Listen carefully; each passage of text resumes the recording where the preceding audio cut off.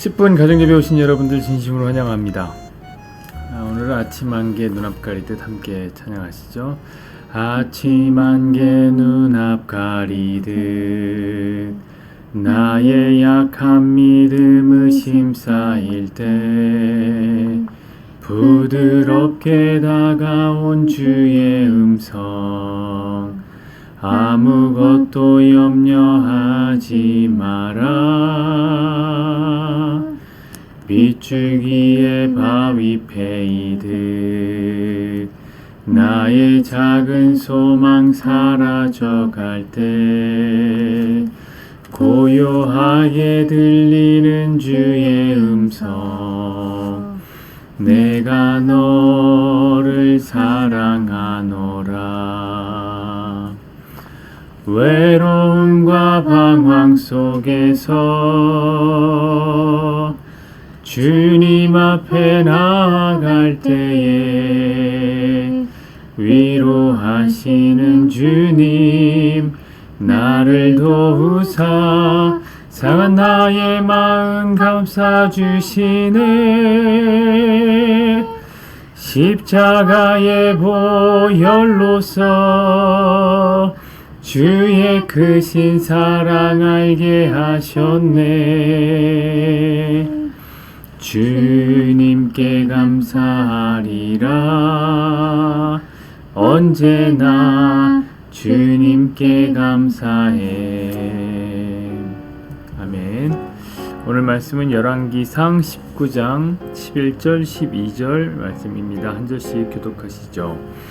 여호와께서 이르시되 너는 나가서 여호와 앞에서 산에 서라 하시더니 여호와께서 지나가시는데 여호와 앞에 크고 강한 바람이 산을 가르고 바위를 부수나 바람 가운데 여호와께서 계시지 아니하며 바람 후에 지진이 있으나 지진 가운데에도 여호와께서 계시지 아니하며 또 지진 후에 불이 있으나 불 가운데에도 여호와께서 계시지 아니하더니 불 후에 세미한 소리가 있는지라. 아멘. 오늘 말씀을 중심으로 내 기분까지 살피시는 이런 제목을 함께 말씀 나누시죠. 사회생활을 하면서 가장 힘든 게 뭡니까 여러분? 물론 일 자체가 힘든 분들도 있겠지요. 하지만 많은 경우 인간관계가 어렵다고 합니다. 근데 인간관계가 어렵다고 하면 너무 추상적인 이야기고요. 그걸 제가 피부에 와닿는 현실 언어로 설명을 해보겠습니다. 뭐가 힘드냐? 라고 물어보면 기분 맞춰주는 거, 그게 힘들다 라고 말하는 거죠.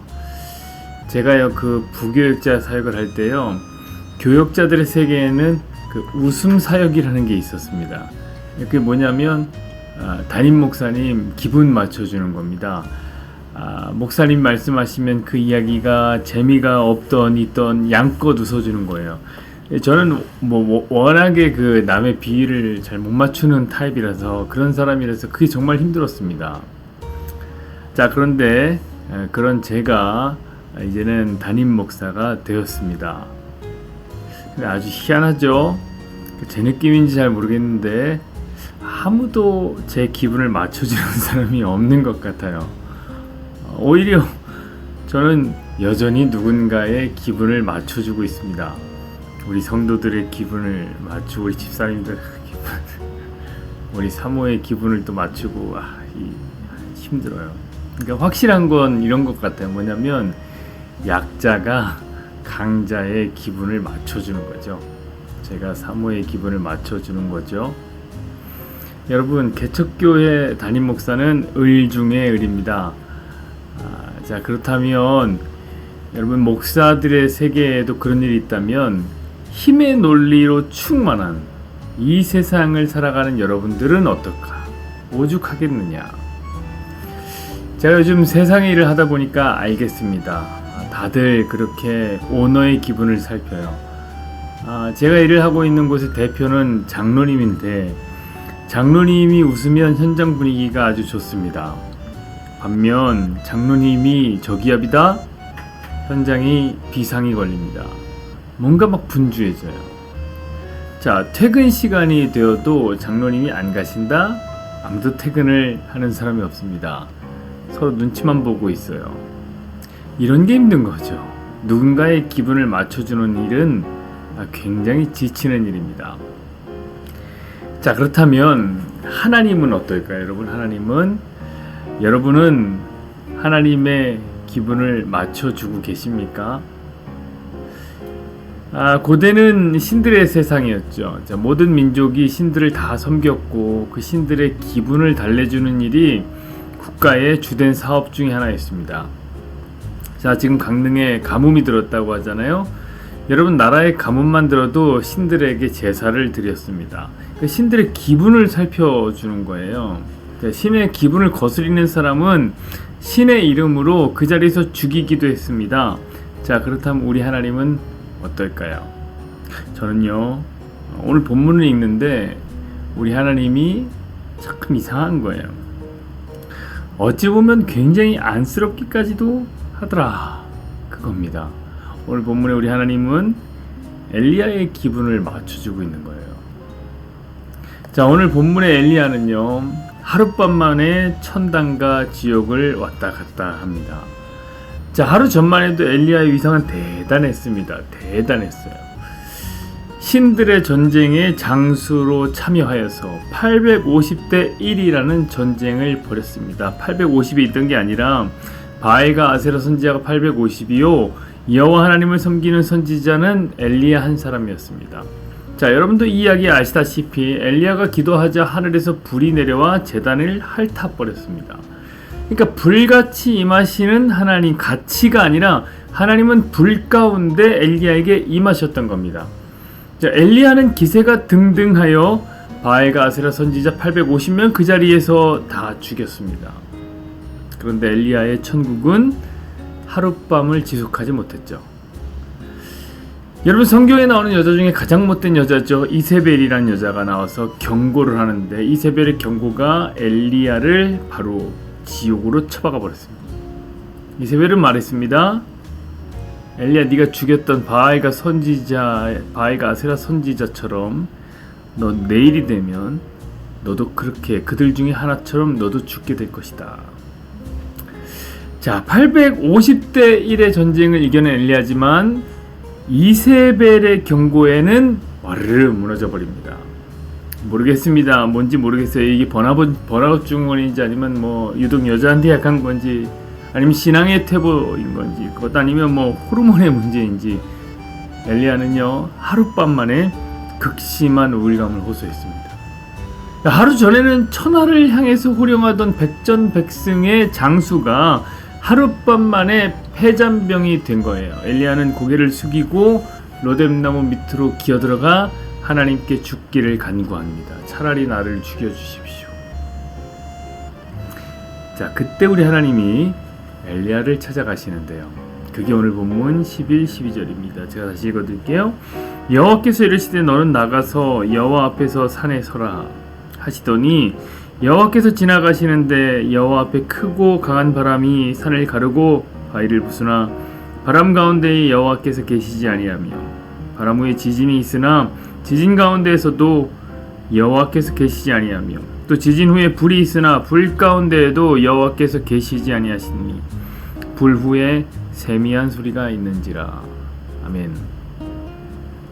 먼저 강력한 바람이 불어옵니다. 그 바람은 산을 가르고 바위를 부수는 바람입니다. 그런데 거기 하나님이 계시지 않았습니다. 그 다음으로 지진이 일어납니다. 여러분, 지진은 얼마나 무서운 자연재해입니까? 엘리야는 두려웠을 겁니다. 그런데 그곳에서도 하나님은 계시지 않았습니다. 그리고 지진이 일어난 후에 불이 임합니다. 여러분, 불은 엘리야와 아주 특별한 관계가 있는 거죠. 하루 전에 하나님은 불로 임하셨습니다. 그런데 하나님은 그 불 가운데도 계시지 않았습니다. 그리고 이어지는 현상이 뭐냐? 세미한 소리. 세미한 소리입니다. 여러분, 이 세미한 소리는 히브리어로 콜 데마마다카라고 하는데, 데마마다카, 거의 들리지 않는 소리. 심지어 침묵을 뜻하는, 침묵, 고요라는 뜻을 가진 단어입니다.